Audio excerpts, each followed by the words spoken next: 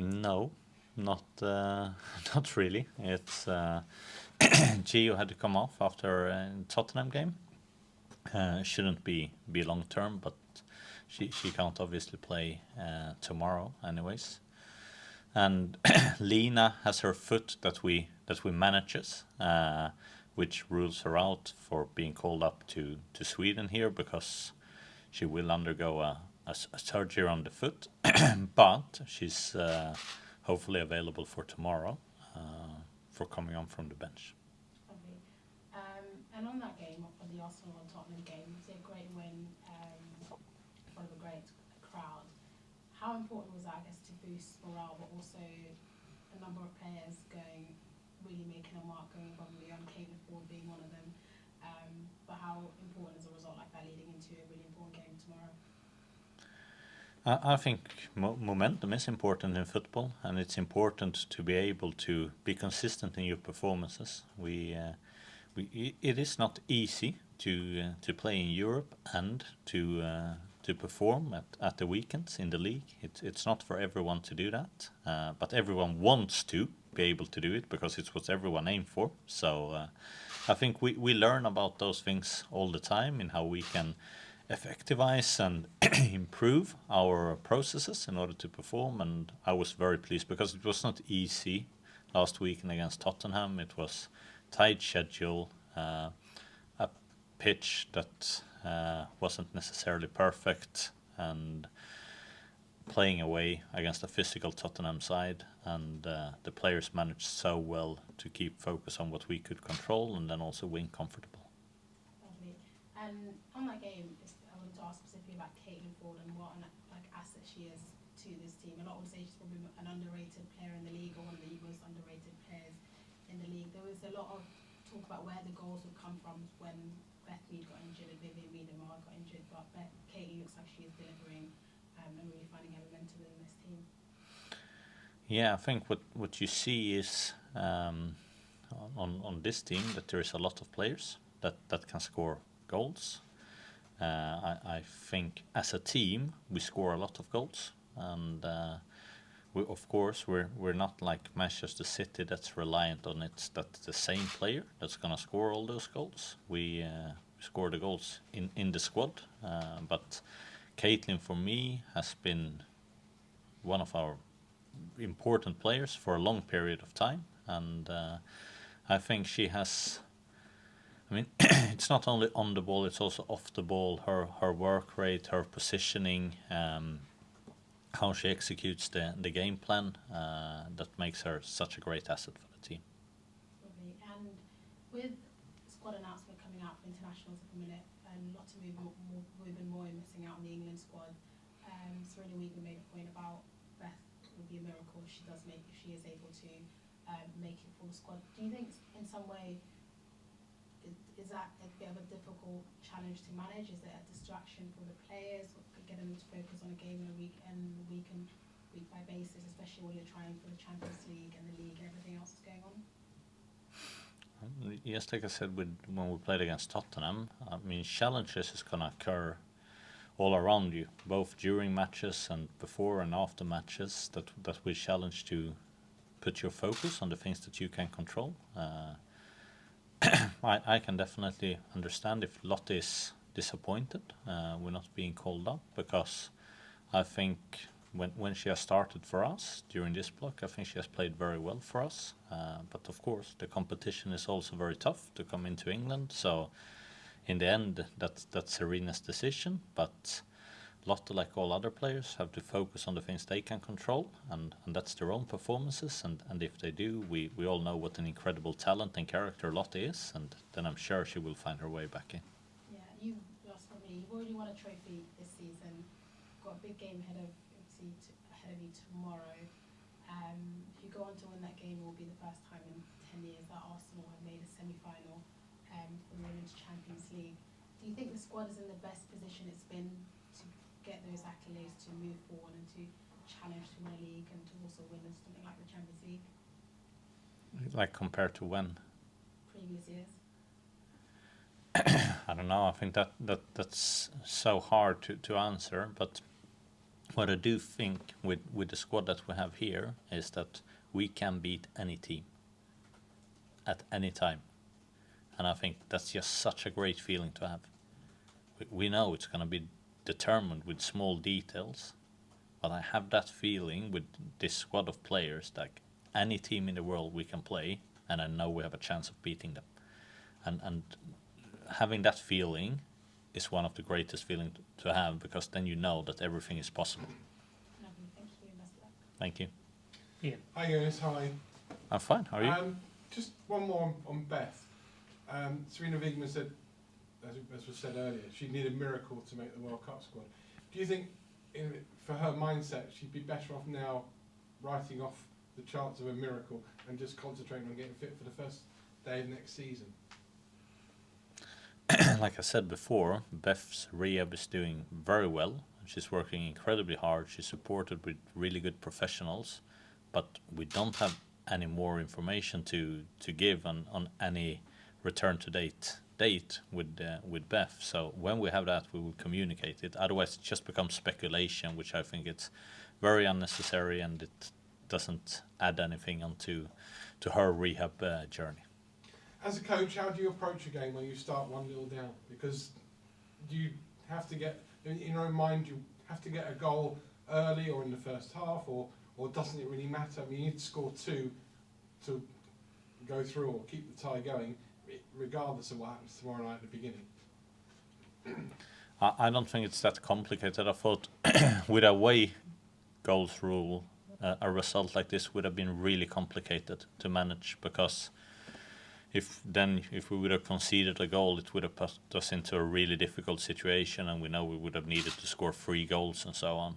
Now this is not complicated. We just need to win the football match, and if we do, at least we take it to extra time, and if we win it by 2, we finish the game then already. So we need to be attacking. We need to create goal scoring opportunities, of course. But we need to do it with balance, so we are winning the football match. But UEFA, when they changed the rules, has really made life much easier from that perspective for the teams to not having to calculate with away goals. You were unhappy last week about technology, the VAR. You've got it again tomorrow, I believe. So have you been talking to the team about the use of VAR? Have you been thinking about it more yourself? Yeah. Well, I wasn't necessarily not happy with the technology. It was more the people that was sitting there. I still think they have choices to make. But no, the frustration that I felt after that game, we have to turn that frustration into action and use that positive energy. And we can't focus on what has been. We have to focus on what's in front of us. And we can't feel sorry for ourselves because we think we would deserve something else. No, let's create it together tomorrow instead. And one of my favorite sayings is that you can't have both results and excuses. You have to choose one of them. And I will always go for the results instead. So that's the way we look at that situation and where we have to go looking forward.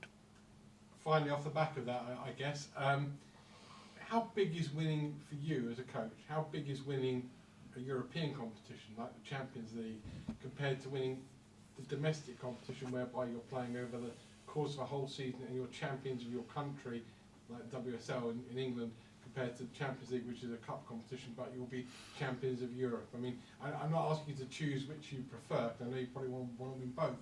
But as a coach, is there something really magical about the idea of leading your team to win the Champions League? I mean, if it's better to win, to only not be a champion of one country, to be a champion of a continent, yeah, I think champion of a continent, it's probably the greatest thing that you can win in club football in Europe. And it's something that we are very proud in our history of, that we're the only English club that have been doing. And of course, if we in the future could repeat that, it would be great. And like I said, I have the belief that we can beat any team on any given day.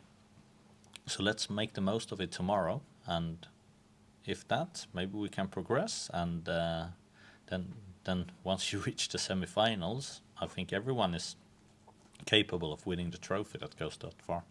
Good luck. Thank you. Tim. Jonas, Arsenal obviously, I don't want to use the word chasing because I don't think Arsenal will chase necessarily, but needing a couple of goals against Bayern. Bayern have only conceded 4 goals in the league this season, which tells you something about how formidable they are defensively. What is it, do you think, that makes them so strong defensively? Well, I think they have some, of course, good individual players, both goalkeepers, central defenders, fullbacks and so on, but also you could see that they're a very well organized team. They work very hard together, collectively, so there's a lot of times you get into the penalty area against them and they block your shots and they make things really tight around you, so it really forces you to be on top of your goal scoring creation in order to create open chances against them. And just the last one for me on Victoria Pelova. I know you've picked her out a few times this season. You picked her out for praise on Saturday. When I watched the game back, I think one of the things I almost felt guilty about not spotting the first time was kind of both her physicality with the ball, but also there were so many times I just saw her intensity, and she was the first one to move, and she was very provocative with her movements. And given that she's just come from the Dutch league, usually you'd expect some kind of physical adaptation for a player, but how pleased have you been with kind of that side of her adaptation so far and just her performances in general?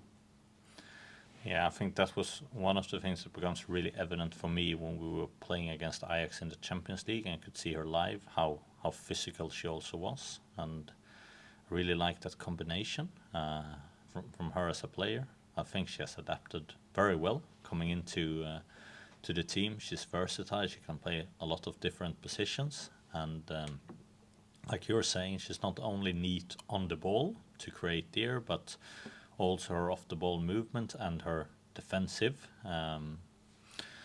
And I think what's one thing I picked out for the team after the game was our second goal, which just combines that. I think when you see that back, we lose the ball up high on our left side.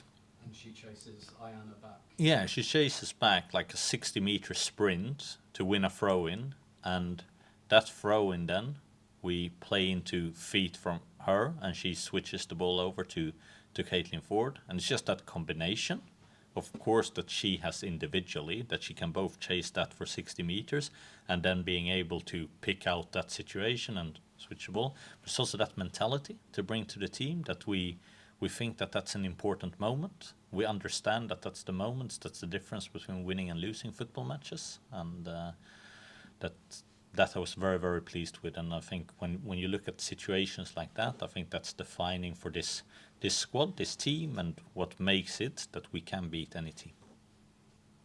John? The Women's Super League has been a very strong league in recent years, but why do you think that the Women's Champions League is a problem for Women's Super League clubs? Because other European clubs spend more money than English clubs on their on salaries and so on. At least historically, that has been the case. So, of course, then they have the upper hand on the market. The English club have not historically been the biggest spenders on that. If you compare to clubs like Lyon or Paris or Wolfsburg, Barcelona, and so on. So I think that has been quite naturally that the clubs that have spent and invested the most have also been the most successful ones. And you think that can change? Yeah, I definitely think that. Like, if you see how the WSL is growing this year with more and more games being played at bigger stadiums, having some really good attendances, not only attendances, some great atmospheres. Mm-hmm. And that's not only at Arsenal, but also in other clubs when we see around. We also see the excitement in the league with it is now competition around all three things that matters in the league. It's competition to win the league. It's competition to qualify for the Champions League. It's competition to not being relegated. That means that a lot of games here in the spring, it's going to have an important sporting outcome, which is great for entertainment value. Maybe it's not great for managers' hearts and the ability to have your hair in not a grey color, but for everyone else, I think that's exciting, and I think that's building a brand that no other European league have at the moment, and I think that's also going to be reflected then in how you can build and grow the product. So while I think that other European clubs have been successful because they have had like an owner and structure that they have invested purely in those clubs, English clubs are going to be successful because of the product that we build together, with the league being that driving force behind that, that it's going to create a better future for all English clubs if we are cooperating, if we are building this product strongly together. And I think that is what I think when I know the players as well, what they are looking for. That's what players want. They want to come to the most competitive league and to the best environment, best atmosphere. So I don't think we're there yet, but I think the first steps have been taken, and now it's important to keep on taking those steps. So the future can be for the English clubs in Europe also. So it's almost a race for the English clubs to be the first, though. I think if you build things over here in England, I think it's only a matter of time before an English club wins the Champions League. Okay. And that being said, I think both the English clubs that are in the competition this year have the potential to be able to do it. So it's not like it has to be in a distant future, but time will definitely be in English clubs' favours as long as this progression continues. Okay, thank you. Thank you. Thanks, John. We'll come quickly to the call. Chris from the BBC. There's just one question from me. What would it mean to you personally if you were to lead Arsenal into the Champions League semi-finals for the first time in a decade? Yeah, I would be very happy. I think that's a boring answer probably, but it's I would be very happy, but at the same time it's then you have to make the most of that opportunity. It's not like I'm going to retire and be lying on a on a beach somewhere and just thinking about what a great achievement that was. I want to do everything in my power and the team's power and able to do so, but not going to relax after it.